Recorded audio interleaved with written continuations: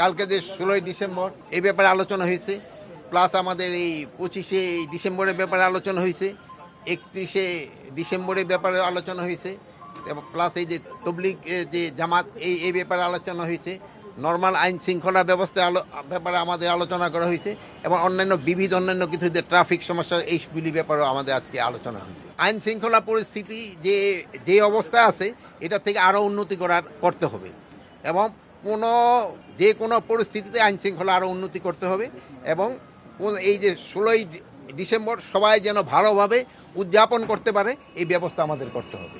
এটার জন্য আইন শৃঙ্খলা পরিস্থিতি এবং আইন শৃঙ্খলা রক্ষায় যারা দায়িত্ব তারা এই দায়িত্বটা ভালোভাবে যেন পালন করে। 16ই ডিসেম্বর বা এই 25শে ডিসেম্বর 31শে ডিসেম্বরে কোনো ধরনের আমাদের কাছে কোনো খারাপ কোনো কিছু নেই।